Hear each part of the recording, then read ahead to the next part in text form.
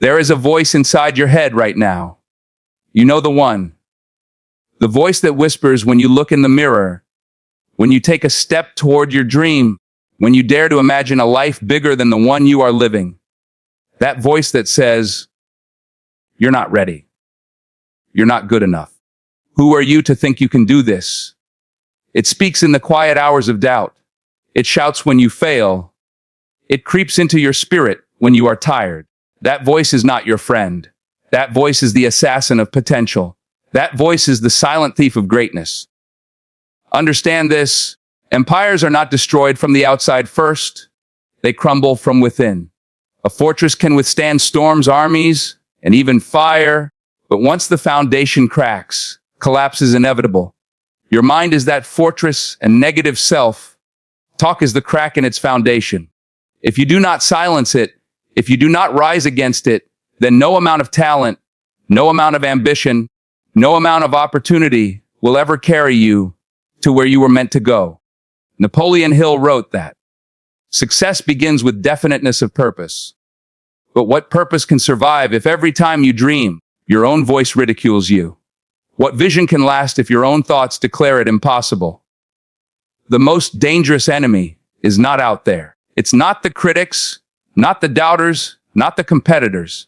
The most dangerous enemy is the voice that lives within your skull. History remembers giants, Edison, who failed thousands of times before the light bulb, Lincoln, who lost elections, business ventures, even loved ones before he preserved a nation, Carnegie, who rose from poverty to empire. But do you imagine they were free of inner voices? No. They faced the same whispers you face. The difference: they learned to silence those whispers. They mastered their inner dialogue. They replaced poison with power. Your mind is soil. Every word you tell yourself is a seed. Negative self-talk plants weeds of doubt, and weeds spread fast. One thought, "I can't do this," becomes 10 thoughts. "I'm not smart enough. I'm not worthy. I'm going to fail. People will laugh. Why even try?" And before long, the garden of your potential is overrun.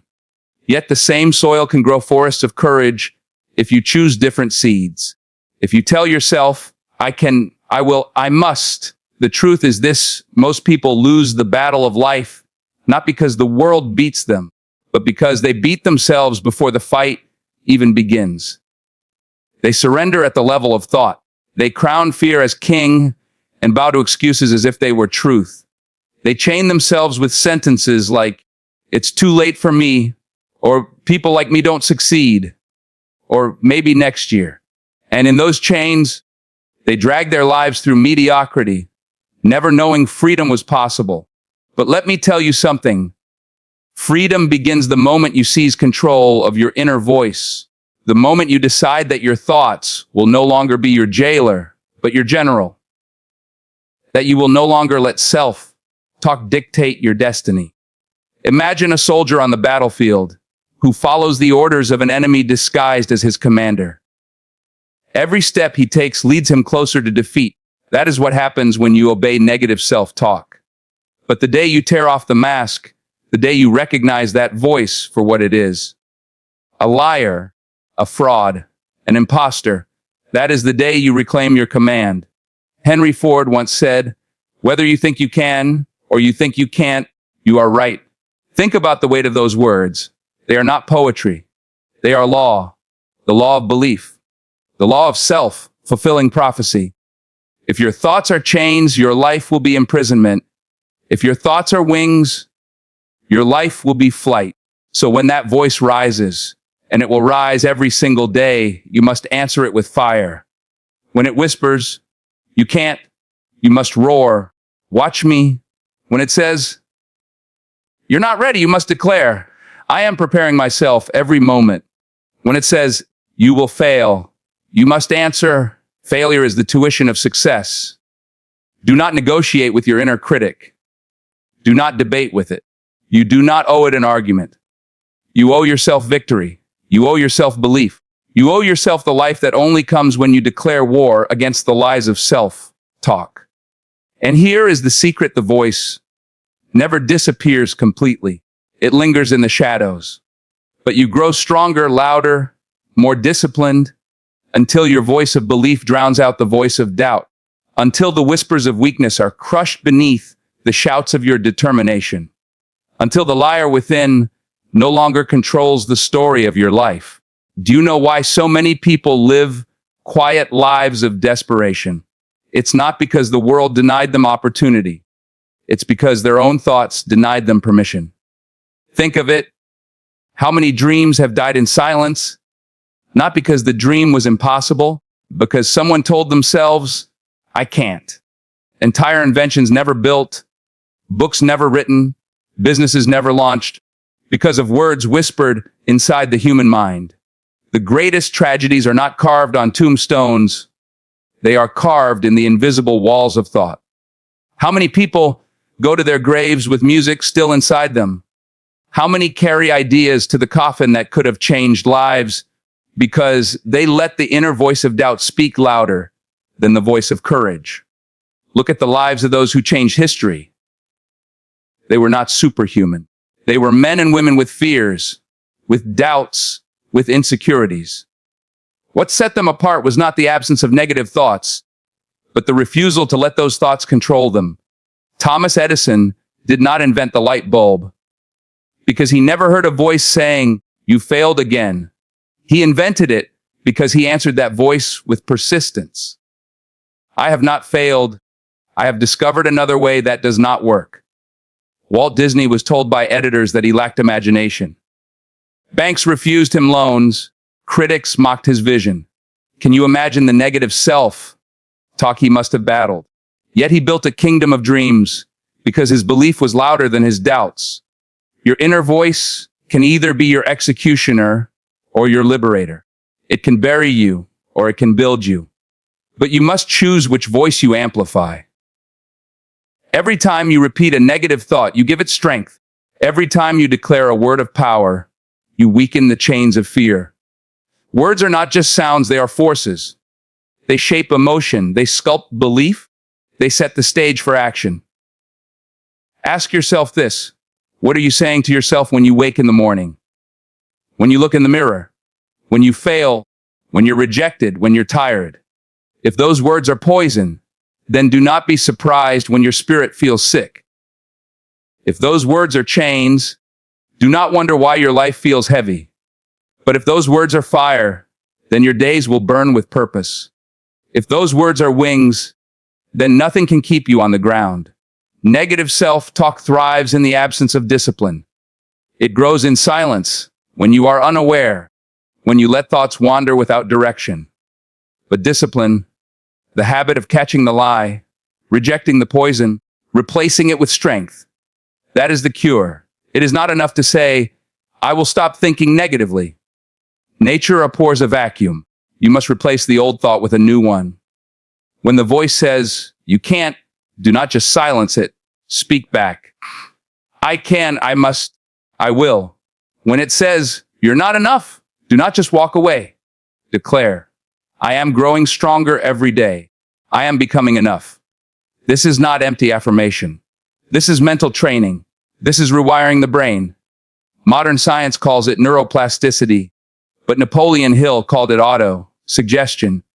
The principle that thoughts repeated with belief become imprinted on the subconscious mind. And what is imprinted on the subconscious mind shapes destiny. You are programming yourself whether you realize it or not. The question is, are you programming yourself for mediocrity or for greatness? Imagine two men. One tells himself daily, I am cursed. Nothing works out for me. I am destined to fail. The other tells himself, every challenge strengthens me. Every setback is a lesson. I am destined to rise. Place both men in the same situation. Hardship, rejection, delay. One collapses, the other grows. One proves his prophecy of failure. The other fulfills his prophecy of triumph. The circumstances were equal. The voices were not. Your life bends to the words you repeat. The voice inside you is the architect of your future. If you allow negative self-talk to remain your teacher, then mediocrity will be your master. But if you choose the voice of belief, then the gates of possibility will open. Think about the battles you have fought in silence, the nights you doubted, The mornings you almost quit. Who was really standing in your way? Was it the world, or was it the words inside your head? The truth is, you are your greatest obstacle, but also your greatest weapon. And once you seize control of the conversation, once you decide that your inner voice will serve you and not sabotage you, you become unstoppable. Do not underestimate the power of this. Empires have risen and fallen because of belief. Wars have been won and lost because of mindset. Wealth has been created and destroyed because of thoughts. Your mind is the command center of your life. Guard it. Discipline it. Train it like a warrior, because the enemy is already within. Every great victory begins with a private decision, a silent war fought in the chambers of the mind. Before a single step is taken, before a single action is born, the voice within determines the outcome. Do not fool yourself. If your self-talk is poisoned, your destiny is poisoned. If your self-talk is powerful, your destiny is powerful. Think of Abraham Lincoln. He lost elections, failed in business, buried children, carried the weight of depression. Do you think his inner voice was silent? No, it must have screamed at him, "You are a failure. You are cursed. You cannot endure this." And yet, he mastered the art of answering back. He spoke louder than his suffering. He fed his mind the belief that each setback was shaping him for something greater. And in the end, history remembers him not as the man of failures, but as the man who preserved a nation. What separates giants from ordinary men is not that giants never hear doubt. It is that they never let doubt dictate. They command their thoughts like kings command armies. They refuse to let the whispers of fear write their story. Now you may say, but the voice feels real. It sounds like me. How can I fight something that comes from my own mind? Understand this: your mind is not your identity. Your thoughts are not your truth. They are patterns. They are echoes of your past, reflections of fears you absorbed from parents, teachers, failures, society. Just because the thought appears does not make it yours. Just because it feels natural does not make it destiny. You must separate who you are from what you think. You are not the voice that says, "I can't." You are the one who has the power to answer back. You are not the fear that says, "I will fail." You are the courage that declares, "I will rise." This is the essence of self-mastery, recognizing that you are the master, not the prisoner of your own mind. But mastery requires training. Just as muscles do not grow without resistance, your mental strength does not grow without challenge. Every negative thought is an opportunity to practice. When the voice says, "You're not ready," it is testing you. Will you collapse, or will you respond? Will you agree with your weakness, or will you rise with your strength? Picture this: a boxer in the ring. Every punch thrown at him is an attack, but also an opportunity to grow sharper, stronger, more resilient. Negative self-talk is the punch. Your response is the counterstrike. Over time, you stop fearing the punches because each one is another chance to practice mastery. Napoleon Hill called this the power of definiteness. To so clearly decide what you want and who you are becoming that no inner or outer voice can sway you. A man or woman with clarity cannot be manipulated by doubt. The vision is too sharp, the purpose too deep. You must train your inner dialogue until it bends to your vision, not the other way around. Consider Henry Ford. He was not the most educated man. He was mocked, resisted, doubted. Even when he pursued the idea of an automobile for every family, critics laughed. But Ford had one advantage: he controlled his inner voice. When others said, "It's impossible," he told himself, "It is inevitable." And he acted until his belief became the world's belief. His mind was his ally, not his executioner. This is the task before you: to make your mind your greatest ally, to turn self-talk from an assassin into a soldier, to discipline your thoughts until they march in the direction of your destiny. How do you begin? Start with awareness. Most people lose because they never notice their own voices. They live in autopilot, letting negative self-talk pass unnoticed, unchallenged, unchecked. Awareness is the first sword. Catch the thought the moment it arises. Name it for what it is. a lie, a limitation, a thief. Then strike with replacement. Do not let the poison sit in silence. Speak the opposite aloud. If the thought says, "You are too late," answer, "I am right on time for my destiny." If it says, "You're not worthy," answer, "I am building worth every single day." This is not fantasy. This is mental warfare. Do this long enough and something changes. The brain rewires. New patterns form. The voice of doubt weakens. The voice of power strengthens. And one morning, you will wake up, look in the mirror, and realize the old enemy has lost its grip. The assassin has been disarmed. The throne of your mind is yours again. Understand, no empire can rise until the king reclaims his throne. No destiny can unfold until the commander reclaims his command. The war for greatness is not out there. It is in here, between your ears, in the battlefield of thought. Win this war, and no obstacle outside of you will ever be enough to defeat you. Every moment you breathe, you are either feeding the voice that builds you or the voice that breaks you. There is no neutrality in self-talk. Each word spoken inside your head is a seed, and those seeds never vanish. They either grow into chains that bind you or wings that lift you. The danger is not in one negative thought. The danger is in allowing that thought to repeat until it becomes a belief, and that belief becomes a reality. History is filled with men and women who rose from nothing because they refused to bow to inner defeat. Thomas Edison failed over 10,000 times before perfecting the light bulb. 10,000 failures.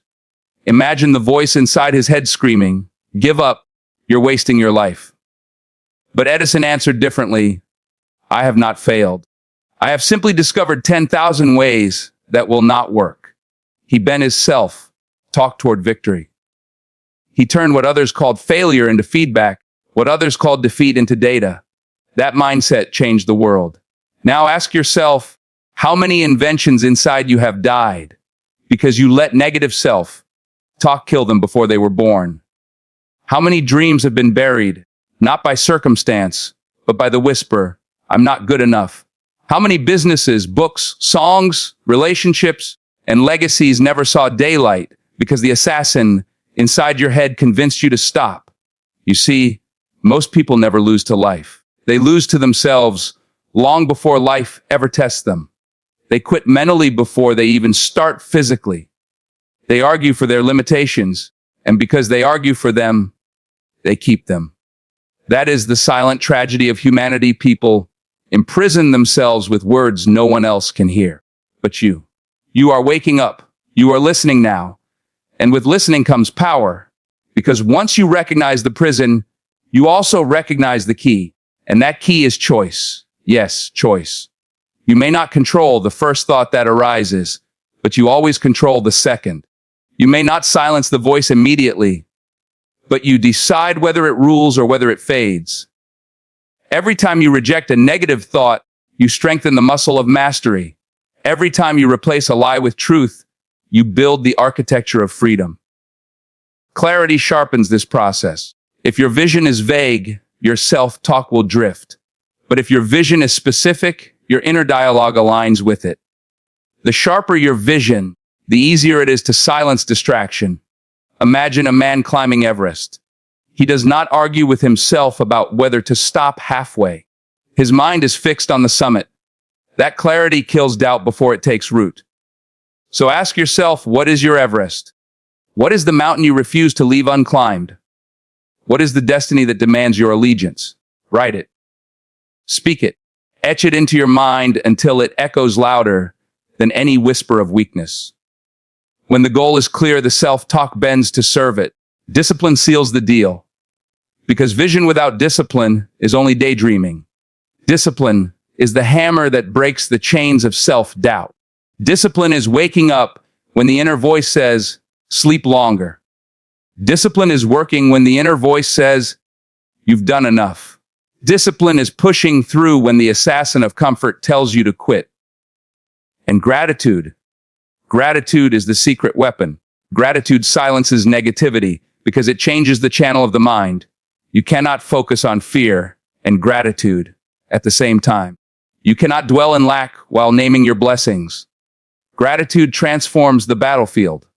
Instead of listening to the voice that says, "You don't have enough," you start to hear the voice that says, "Look how far you've already come." That shift alone can ignite courage, resilience, and hope in the darkest of hours. Consider Walt Disney. He was fired from a newspaper for lacking imagination. His first studio went bankrupt. Creditors mocked him.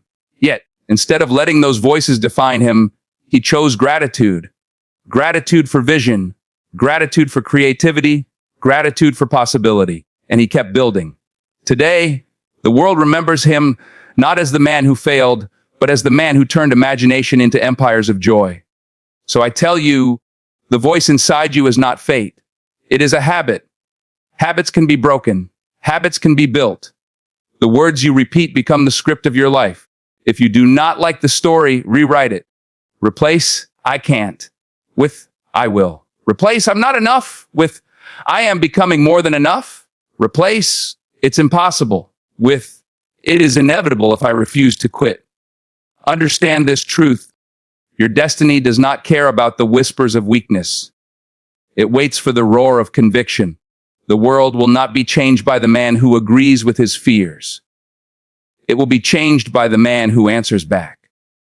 The battlefield of life is not out there. It is not the economy, the critics, or the competition.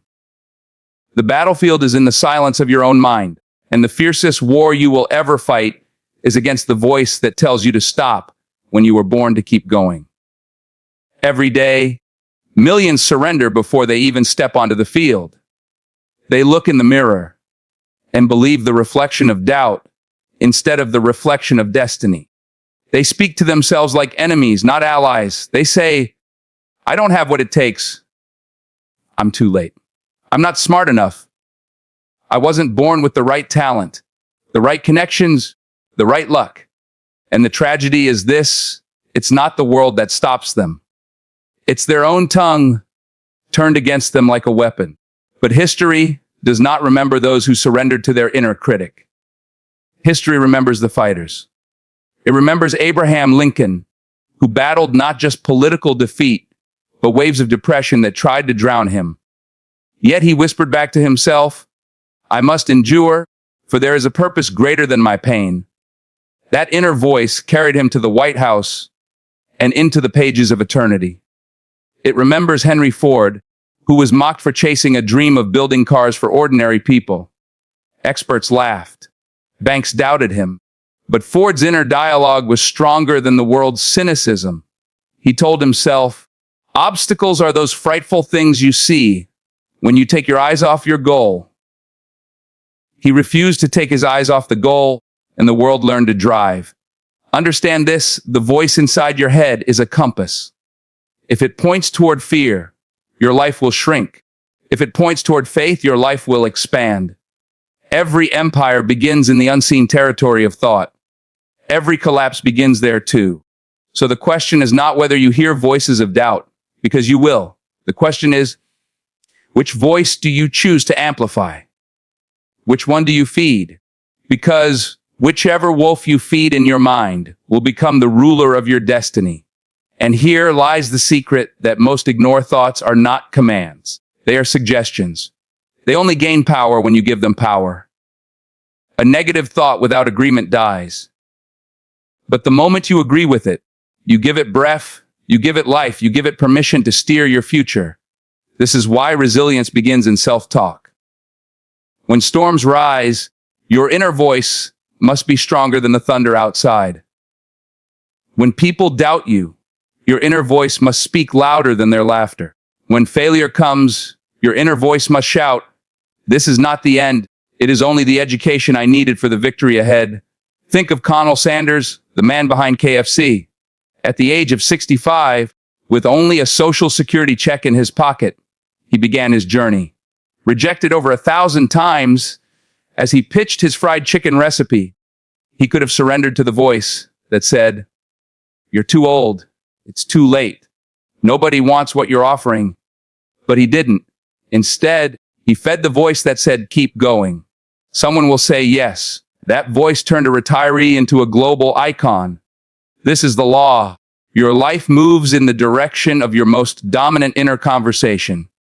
If you constantly tell yourself stories of weakness, failure, and defeat, you will unconsciously create the very reality you fear.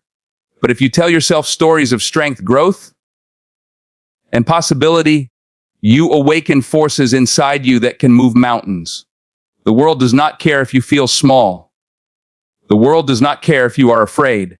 The world responds to action, and action is born from belief. Belief is born from thought. Thought is born from self-talk. That is why this matters. That is why you must win the inner war. So, I ask you, when was the last time you spoke to yourself like a leader? When was the last time you stood in front of the mirror and declared, I am capable. I am strong. I am relentless. I am enough? Not as empty affirmations, but as a choice. Because words are not magic. They are commands to your subconscious. When repeated with conviction, they program your being. They shape the way you walk, the way you act, the way you fight. Never underestimate the power of language. Nations rise and fall by speeches. Wars are won and lost by words. Hearts are broken and healed by what is spoken. If words have such power in the world, why do you think your own words would have less power inside your mind? They are the architects of your identity. And identity determines destiny. So train your inner dialogue like a soldier. Sharpen it like a sword. Let every thought that enters be filtered. Is it friend or foe? Does it serve my vision, or does it sabotage it? If it is enemy, destroy it. If it is ally, repeat it until it becomes a fortress. This discipline alone can change the trajectory of your entire existence. The mind is not your enemy. It is a wild stallion, powerful beyond measure, capable of carrying you further than you ever imagined. But only if you take the reins. If you let it run uncontrolled, it will throw you into the mud of despair. If you guide it with vision, discipline, and courage, it will carry you to heights the average person cannot even dream of. Every invention, every empire, every revolution was first a thought, once fragile, once uncertain. But someone, Edison, Carnegie, Disney, Jobs, refused to let negative self-talk strangle the seed before it could take root. They cultivated belief, protected vision, and guarded their inner dialogue as though it were treasure. Because they understood what most never will, the external world bends to the inner world. Napoleon Hill taught this truth nearly a century ago. Whatever the mind can conceive and believe, it can achieve. But notice, he never said, whatever the mind conceives alone. He added belief. Because without belief, imagination is just fantasy. Belief is the soil where dreams grow into reality. And belief is watered by self-talk. Ask yourself when you wake in the morning, what are the first words you hear from yourself? Do you begin with, I'm tired. I don't want to get up another day, another burden. Or do you rise and declare, today is mine. Today I build. Today I advance, no matter what. That single shift is the difference between living as a victim of circumstance or as an architect of destiny. Understand this, negative self-talk is not harmless. It is not innocent. It is poison. It is the slow drip that rots ambition. Every time you tell yourself, I can't, you are programming your subconscious to agree. Every time you repeat, I'm not enough, you are carving weakness into your identity. And your actions will always bow to your identity. But the same law works in your favor. Every time you affirm, I will rise, I will endure, I will conquer. You are chiseling resilience into your soul. And resilience is the rarest currency in a world that breaks so easily. Think of Thomas Edison. 10,000 failed experiments. 10,000 nights of darkness when the world mocked him. Do you think he survived those failures by telling himself he was useless? No. He redefined failure. He told himself, I have not failed. I have just found 10,000 ways that won't work. That was not delusion. That was mastery of inner dialogue. That was genius disguised as stubborn optimism. And because he mastered self-talk, the world now lives in the light. Or consider Walt Disney. Bankrupt, rejected, told his ideas were childish nonsense. His own employees betrayed him, stole his characters, laughed at his dreams. Imagine the self-talk that could have destroyed him. Maybe they're right. Maybe I'm foolish. Maybe I should stop. If he had fed those words, the kingdom of imagination would never have existed. But instead, he whispered back, "The world cannot see what I see yet, but it will." That belief, that conversation with himself became Disneyland. Here is the truth. No enemy outside can defeat you until the enemy inside surrenders. Critics can laugh, markets can collapse, storms can rage. But if your inner voice says, "I will not break," then nothing can stop you. This is why you must treat self-talk as training, not entertainment. Do not wait until life's darkest hour to suddenly try to speak strong. Train daily. Speak strength when you wake. Speak vision as you work. Speak resilience as you fail. Let your inner dialogue become a reflex, so that when hardship strikes, your automatic response is courage. And never confuse humility with self-sabotage. The world has enough people shrinking, enough people whispering, "I'm not worthy." True humility is not denying your power. True humility is recognizing your power came with responsibility. To use it, to grow it, to serve with it. False humility kills potential. True humility multiplies it. So stop speaking as if you are ordinary. Stop narrating your life with chains. Stop telling the story of weakness when you were designed for strength. Every time you open your mouth, whether out loud or in silence, you are casting a vote for the person you will become. Choose wisely. Speak wisely. Live wisely. Because one day, the world will echo back what you first whispered to yourself in secret. There comes a point where you must decide, will you be the prisoner of your own thoughts, or will you be their master? Because every day, the mind whispers two voices. One says, "Stay small, stay safe. Don't risk it, you might fail." The other says, "Rise, step forward, take the chance, create the impossible." And whichever voice you feed becomes your fate. Understand this deeply. Your thoughts are not neutral. They are builders or they are destroyers. They are architects of strength or assassins of destiny. And the battlefield is always within. Wars are won in silence long before they are fought in the open. Think of Abraham Lincoln. Born in poverty, surrounded by loss, defeated in elections again and again. By all logic, his self-talk could have been despair. "I am cursed. I am not meant to lead." But he trained a different dialogue. "I will not quit. I will rise again. The nation needs me." And through resilience, through words he repeated in the darkest nights, he became the man who preserved a nation. Now ask yourself, what words are you repeating to yourself daily? Because repetition is power.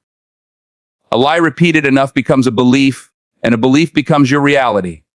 If you constantly whisper, "I am broken, I am weak, I am unlucky," then that becomes your identity, and life will reflect it back. But if you plant the opposite, "I am unshakable, I am learning, I am destined for more," then over time, those words carve new neural pathways, new habits, new outcomes. This is not mystical wishful thinking. This is neuroscience. The brain builds connections through repetition. Every thought fires a circuit. Every circuit strengthens with use until it becomes instinct. Negative self-talk is practice for failure. Positive self-talk is rehearsal for victory.